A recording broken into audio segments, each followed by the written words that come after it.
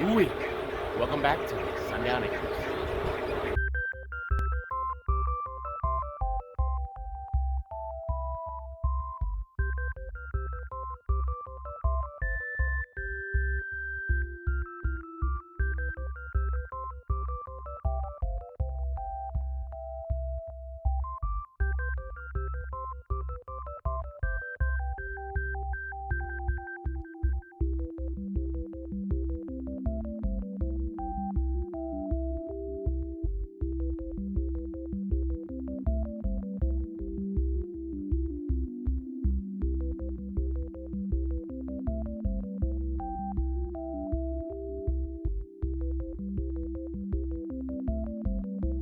Well, good morning, everybody. So, in the last video, I started talking a little bit about the chickens started laying their eggs. So I need to build them some nesting boxes today. So there are 1,000 videos on YouTube on how to build nesting boxes.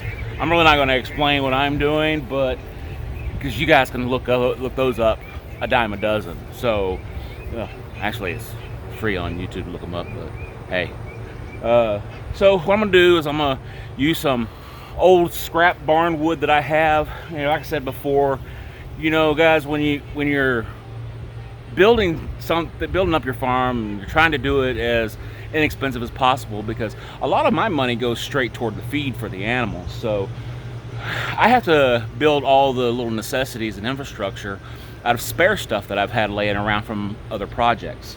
So I got a couple of pieces of barn wood here, and I'm gonna get started on that, and we'll just do a real quick montage about of me building it. But there's really no reason for me to explain what I'm doing. You'll be able to see what I'm doing. But I gotta get these things built and installed in the duck house for the chickens. So, well, really, how would you put that? If it's a duck house, why are the chickens in there, right? Hey, let's get started.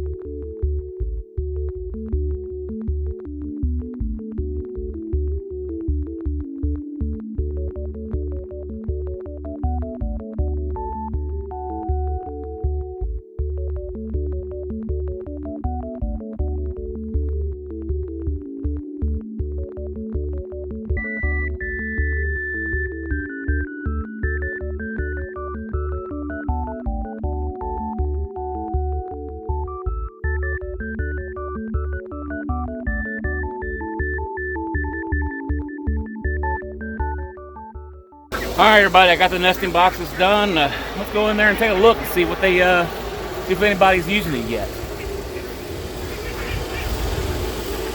Well, it looks like the little chicks have taken up to the nesting boxes. I put them a little roost bar on here. Guys, I built this from scrap that has laying around the shop, laying around the house, laying around the barn. But some of this wood I got off the top of my barns has been laying up there for several months.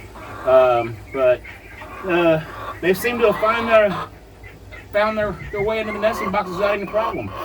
This way, the ducks will be able to lay underneath everybody. The chickens will be able to have their own little nesting box. Super simple. What works for me won't always work for y'all. But this is simple stuff. You know, if you need a nesting box and you need a roosting bar, believe me, they're easy to make. Well, what was you doing in there if you're not going to lay an egg? So, all right, guys. So there's the nesting boxes.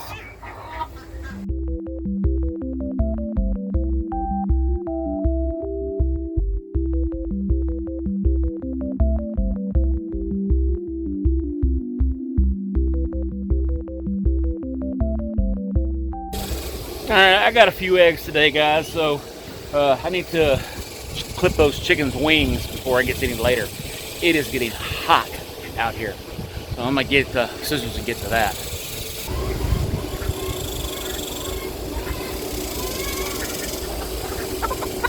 So this is Tina.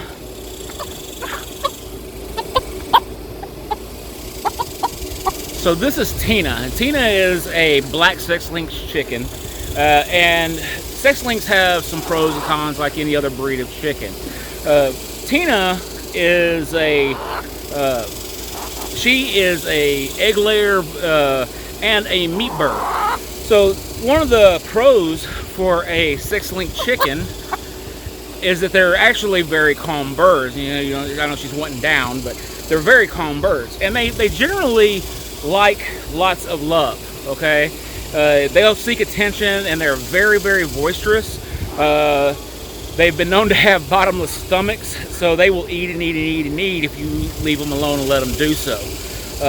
These birds also, they lay about 300 plus eggs a year is one of the pros for them.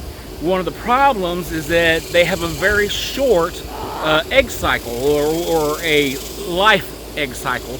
They'll only lay for about 2.5, 3 years. After that, most farmers what they'll do is they'll actually take these birds and use them as meat. They'll go to freezer camp. So these birds for me are more like pets, but they have a purpose here at Sundown Acres, and that's for parasite control. So one of the good things you can do, knowing that I have a donkey, well, that makes a big mess, right? So throw some chicken scratch, chicken feed out there, put your birds around it, and they'll spread that manure everywhere looking for the fly larvae that is in it. So I need to clip her wings, and we need to get her back on the ground so she can quit following me outside the yard. So what you're going to do is you're going to take just one wing. You don't have to have both of them. So you have her feathers right here, and the long pieces of the feather is what you've got to cut off. So where the short feathers, I don't know what they're called, come together, but we're just going to like clip her fingernails. So except for with her fingernail, we're going to use scissors, and it's done. So you don't want to cut them too short because you can actually cut into their wing, which is about right there. But that right there alone will keep her from flying off and jumping over the fence, hopefully. If I need to cut the other wing, I will, but it's not necessary. I don't think it's going to be necessary for her. Tina's a sweetheart. She really is. She comes to me all the time when I'm out here during the week feeding the animals. She'll jump up on my knee when I'm standing there or I'm sitting down. So she's a real sweet chicken, and the other ones are pretty much the same. I think she's taken more to me than any of the other birds have, though. So let's get her back over here. All right, everybody. So it is a really hot day today, so I'm gonna join the animals out here underneath the shade to finish up the video. So I was showing, clipping the wings, building the brooder, the nesting boxes. Guys, there are thousands of videos about how to do those things all over the internet, and they'll be far better than what mine would ever be. I try to show you guys everything that I try to do on a Saturday. For me to come out here every single day with me working my full-time job, impossible to do, because I usually don't get home till around 6:30 at night. Come out, feed the animals, you know, take care of it, make sure everybody has plenty of water, plenty of feed, make sure there's no problems going on, and then it's time for me to go eat some supper and go to bed myself.